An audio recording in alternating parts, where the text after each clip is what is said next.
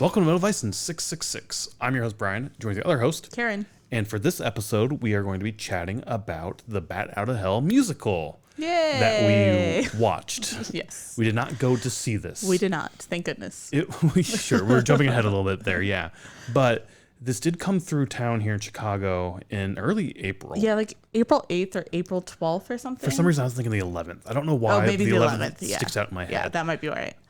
But we were on like a family trip during that time. If you listen to our main podcast, we've mentioned that a lot, especially leading up to April and a little bit after. Yeah. So it was in town when we were gone, out of town. It was like, I was honestly a little disappointed. I was too, because it was only one day. Which made no sense to me why it was just a single day here in Chicago. Like I figured it would be in like a month-long run or something. Yeah, or at least a week or like a few different performances, because that's generally how things come through, is multiple performances.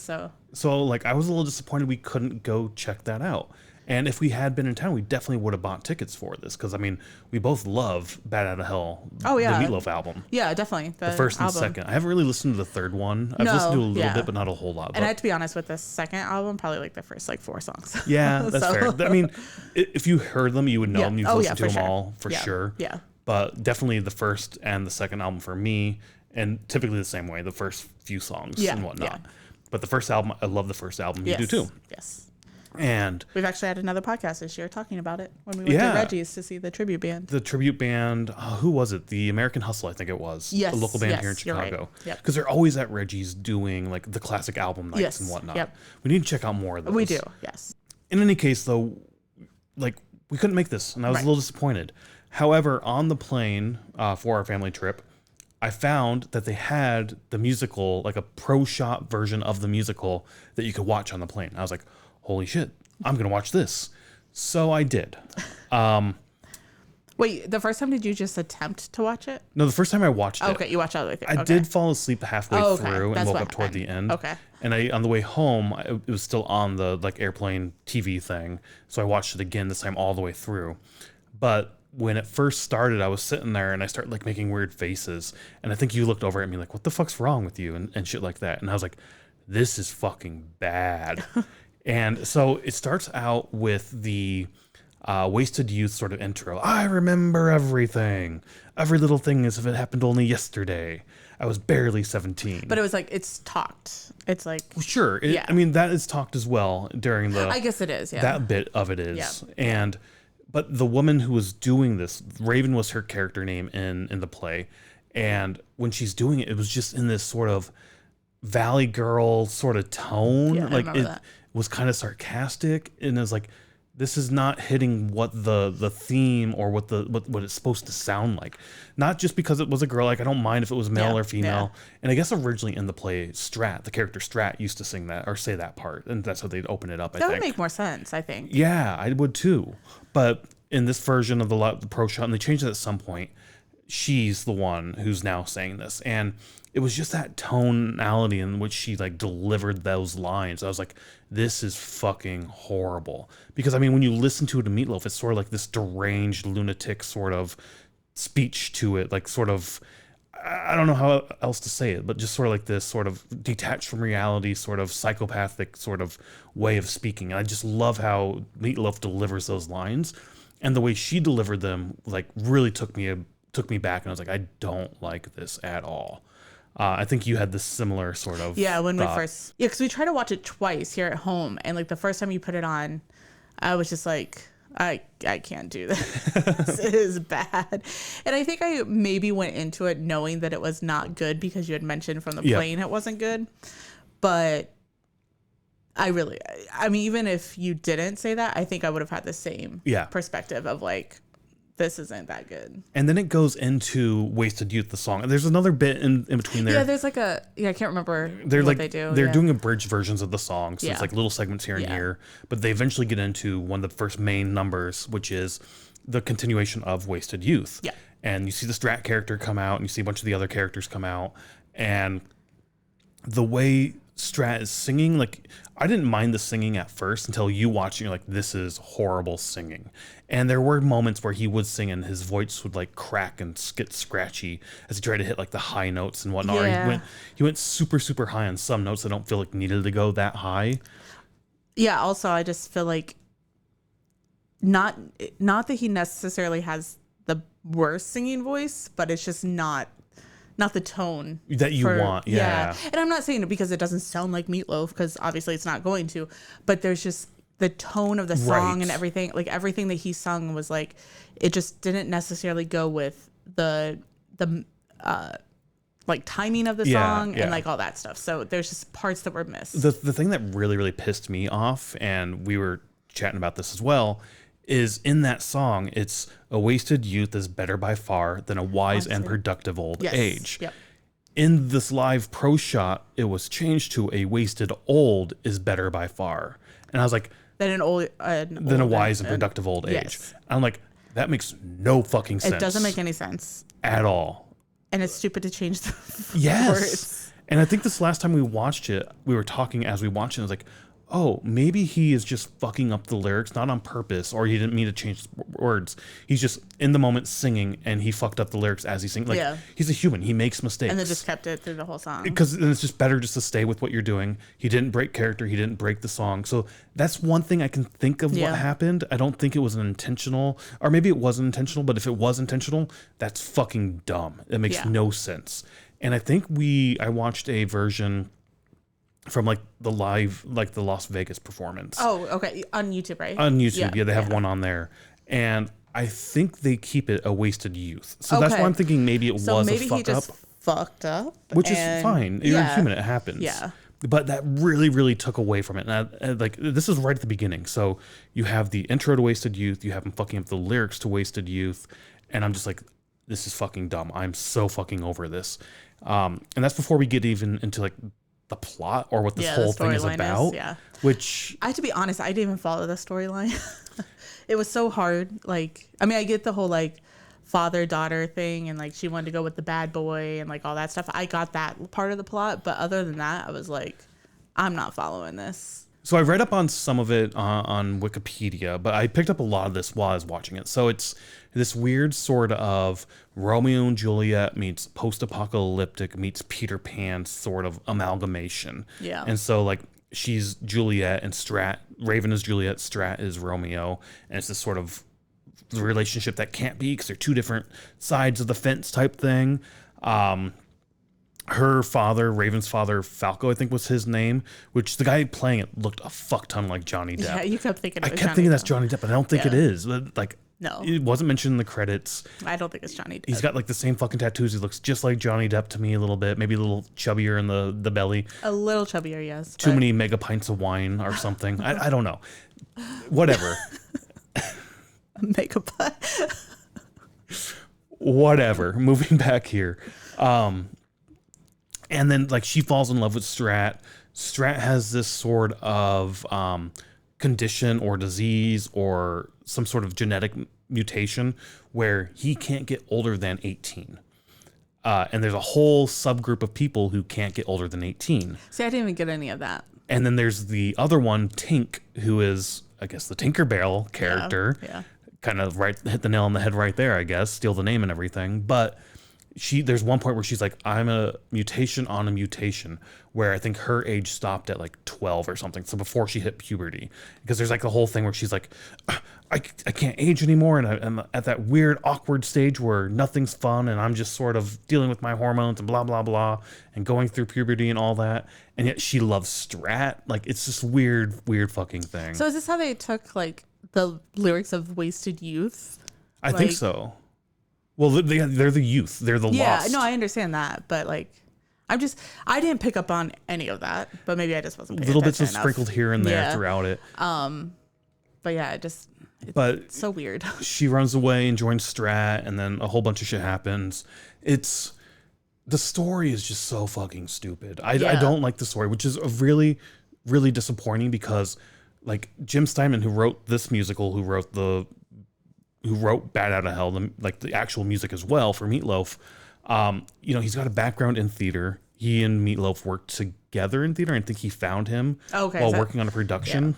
Yeah. Okay. I think it was Hair. I could be wrong. Meatloaf was in the production of Hair at one point. I don't know if that's where him and Jim Steinman met up and whatnot, but whatever. And so like he's got a theater background. And when you listen to these Bad Out of Hell albums, they're definitely very theatric. Yeah, of and course, they've definitely yeah. got this sort of rock opera-esque sort of Yeah. amazing sound to them. And like it fits really well or it should fit really well into what a musical is. The execution of this was just very shitty. Yeah, because like you and I had talked that every time we've listened to Bat Out of Hell, we've always taken it as like the teenage love story kind of thing, where it's like they kind of want to get together but they can't get together, or like I guess kind of going, well, Bat Out of Hell and Paradise by the Dashboard Lights, where you're like, you know, two people wanting to be together but her saying no, or her like having a conflict on it and stuff like that. So that's what I've always taken the entire album as, is like a teenage love story. Yeah, definitely. Like I've always viewed it too as like a coming of age type story. Yeah, I guess coming of age story makes more sense than teenage love story. But then like even after watching this, there was, when they did Paradise in this, it was the mom, Sloane I think was her name, and Falco, the father. Yep. They start reminiscing about their love, and that's where Paradise by the Dashboard Lights comes in, and they sing that together. Which makes sense. Right. And so like that did make me revisit my viewpoint of this album, and I definitely feel like there's elements of it where it's coming of age, but you can also view this album, I think, from like people of our age looking back on their youth and wanting to reminisce about their youth. Yes. So I think this album has two different lenses you can view it from, which is awesome to think about. But for the longest time, I was definitely in agreement with you. Like I only thought of it from like a coming of age sort of viewpoint. Yeah, because like I guess even Paradise by the Dashboard Lights, I think, is one song that you and I really enjoy. You know, and taking that song and just being like that they had to be together and like, you know, love her and like all this stuff, and then it's like, now I'm praying for the end of time. It's like, well, I did this last night, now I regret it. Not regret it, but now it's like, now am I stuck with her, or, you know, no, I get what you're saying. That's the wrong way to say it, because that's so horrible, but you know, like, which is the whole point of the song, of like, finally I gave in, let's fuck, and at the end, like, well, I'm not gonna break my vow or forget my promise, but fuck, God only knows what I could do right now. Like I fucking want to be done with you. Like I want the next girl that's on the you know, in school or whatever. So like this sucked. I'm glad we didn't pay the money to go see this. Me too. I think I said that. Like I'm so glad that we didn't. Spend money, because I think I would have been like, this is horrible. And I don't want to be super negative here either. Like it wasn't good, but there were elements that I did actually enjoy. The story, it was fine. It just wasn't what I wanted. They could have done so much more with this story. It was too reminiscent of other stuff out there, like Romeo and Juliet, like Peter Pan. And it was just sort of like, just do something a little different. Like make it somebody breaking out of hell for their love or something. Like do something more fantasy-esque or whatnot. Yeah, that's true. Yeah. You could have done something like that. You could have playing on the words, but like having the theme of the album. Yeah, you could have done more of a coming of age dealing with, you know, high school, like I don't know, at the end of the high school or something before going off to college or some shit like that. And don't change the lyrics. They didn't change the lyrics, but it was sort of abridged, so they're jumping around. Well, that's true. But there was a couple times where I'm like, no, that's not, because like they would skip an entire chorus or something. It's like, that's what you're saying by the abridged, I guess. But it's like, no, it's not that. No, it's not time yet. The other thing I like, other than the music was like, because obviously we love the music, was the stage design. I thought the stage setup was really cool, and how they did it, like how they managed everything was really well done. I did like the stage setup a lot. In the live shot, I don't know if they do this during the actual play or whatnot, but a guy comes running out of like back doors and whatnot holding a camera, and they behind the stage or in the back of the stage, they have a like projector screen where this guy holding the camera does these sort of holding the camera, shaky cam footage and whatnot that goes up on that screen. It makes a really cool effect. Yeah, and we saw that in the what was it called? Revolutions? Revolutions, the Tom Morello one. They did the same thing. Yes. Yeah. They had it on the back screen or whatever. Yeah. So I thought that was a really cool choice to put that in there as well. And the other thing that I like that you mentioned, and I don't think you liked, but was them holding the microphones. Oh, I hate it. Yeah. Every lead had a microphone in their hand, and they had like little holsters they'd throw the mics in, like guns almost. And the reason I liked that is this is based off of an album. That's true. And when you sing, you about that. usually have like a singer holding the mic. So this is a good way to pay homage to Meatloaf and to the original incarnation of this music, which was on the stage. That's true. Which is, you know, it has its theatrics as well, but it's a different type of theatrics. Yeah. I didn't like, there was a couple scenes where like I don't remember their names, but the teenage girl was on the bed with Raven, her mom. yeah. And they were holding the mic, and I'm like, that just looks so awkward. And then there's one where Falco, the dad, Yep. has like a gun and is like holding the mic and the gun. Like it's just so awkward. But I get where you're coming from, and I didn't even think about it that way. That like stage performances like concert performances, but it was awkward. It was awkward. I liked that choice. I did. Not everybody, like I said, had those. There were some of them that had the mics that like looped around. Okay. And then at that point, they would use both. So I was like, is this actually just a prop? Maybe. It could have been, but like the leads, like Strat and Raven, I don't think they had those. So some of them had them, some of them didn't, with the mics that sort of loop around in front of their face. So whatever. I thought that was a cool little thing as well. But all in all, this is really, really bad. Yeah. This was not a good musical. I don't think it's going to be on our list of, we'll just put that on in the background. No. Thing. I would rather just put the album on. Exactly. We'll definitely do that. But like putting this back on, it's, I'm glad you watched it, because once I saw it, I was like, this is fucking horrible. I was like, you know what? Karen needs to watch this so we can do an episode on it for content. I'll watch it with her again. And that's when like the singing actually got to me more, but on the plane when I watched it those first 2 times, it didn't really get to me. So you watched it like 3 times. Yeah, 3 times I've seen it. 2.5-ish times, but so I don't think I'm gonna watch it again. And I'm glad we didn't spend yes theater money to go see it, because theater money is kind of right more expensive. The audience in the pro shot enjoyed it. They were clapping and cheering and whatnot, and that's cool. Yeah, but it could also be that they knew that it was being recorded, so then they were like maybe a little bit more incentivized to. But I mean, what I'm trying to get to also is just like, this is just our opinion. This is art. That's true. Not everybody likes everything. We love the music.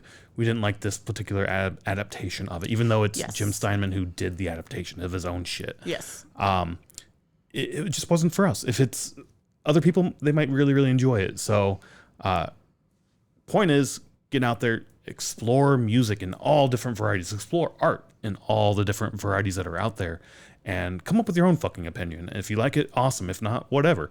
Like, it's your opinion on art. So just get out there, explore art, consume it, and enjoy the wonderful world of art and life. So we'll see you out there. Bye.